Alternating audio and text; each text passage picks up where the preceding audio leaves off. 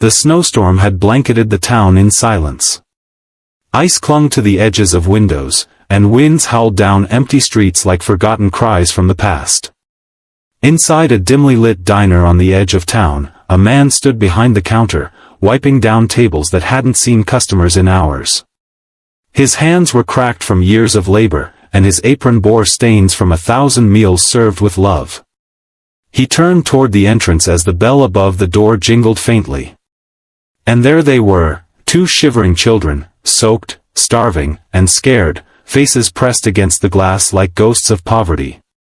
That moment would change everything.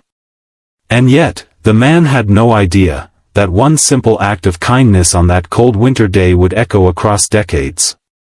22 years later, a glistening black Rolls-Royce would pull up in front of that very same hotel, no longer a rundown diner, but a place of healing, warmth, and legacy.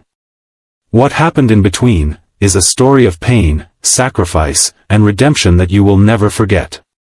If you believe that kindness can change a life, that second chances matter, and that even the smallest good deed can return 100-fold, please like this video, comment your thoughts, share with someone who needs hope today, and subscribe to Kindness Corner. Let's spread the power of compassion together. James Whittaker never planned on staying in that town. He had dreams once, of becoming a chef in a bustling city, of owning a cozy restaurant where music floated through the air like laughter. But life had different plans. After his mother passed and his younger sister fell into addiction, James dropped everything to care for his baby niece. With bills piling up and his dreams slipping further away each day, he took a job as a waiter and cook at a worn-down roadside diner. It wasn't glamorous, but it was honest. And in a town where faces passed like fog, James's presence became a quiet anchor, someone who remembered names, who listened without judgment, and who served not just food, but dignity. It was during one particularly brutal winter that he saw them, a boy around 11 and a girl barely 6. They huddled together outside the diner door, clothes thin and torn, eyes wide with the kind of fear only abandonment can teach. James felt something pierce through him, not pity, but recognition. He had been them once, after his father vanished and hunger became a regular visitor in their home. Without a second thought, he opened the door, waved them in, and set down 2 bowls of soup so hot they made the windows steam. He didn't ask for their names, didn't press with questions. He simply said, "Eat. You're safe here." The boy, cautious at first, broke a piece of bread and handed half to his sister. Her tiny hands trembled as she clutched the spoon. James watched from a distance, eyes moistening. Over the next hour, the children devoured the food, their silence speaking louder than words. James packed up extra sandwiches, slipped a 20 into the bag, and told them they could come by any time. They never did. That night, he waited until closing, staring at the door every few minutes. But the next morning, and the morning after that, they were gone. Still, the image of their faces remained with him, haunting, hopeful, and unfinished. Years passed. James kept working. The diner, once struggling, began to change.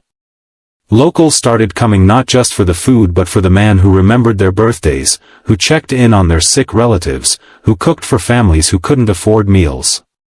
When the owner decided to retire, James pooled every penny he had, took out a risky loan, and bought the place. He renamed it Whittaker's Haven. It wasn't just a restaurant anymore. It became a shelter during storms, a warm place for those without homes, a community kitchen on holidays. James still wore his apron, still cooked every dish with the same quiet grace, but now, it was his kitchen, his vision. But James's life wasn't without pain. His niece, whom he raised like a daughter, struggled through high school, faced depression, and eventually left for college on a scholarship, only to cut off contact for years. He never stopped writing to her. Every birthday, every Christmas, he sent a letter and a gift, praying she was okay. Nights were often lonely, his body weary, his heart heavy with regrets. And yet, he never lost hope. Hope was all he had. Then, one crisp morning, 22 years after that snowy night, James was preparing the kitchen before dawn when a low hum echoed outside. He peered through the frosted window. Parked directly in front of the hotel was a Rolls-Royce, sleek, black, and almost out of place in their humble town. The door opened, and out stepped a sharply dressed young man with a confident posture and familiar eyes. Beside him, a woman in a crimson coat with golden brown hair stepped lightly on the snow-covered pavement. James's heart paused. Could it be? The man walked into the diner-turned-hotel with reverence, scanning every inch as though it were sacred ground. When he spotted James, he smiled, a slow, trembling smile that broke into tears. "You probably don't remember us," he said softly. "But you saved our lives." The woman stepped forward, now crying. "I was the girl in the purple hoodie. You gave us soup. And safety. We never forgot." James stood frozen, the weight of recognition crashing into him. The young man continued, "My name is Elijah. My sister, Anna, and I were in the foster system for years after that. But that one act of kindness? It stayed with us. It gave us hope. It gave us a reason to survive."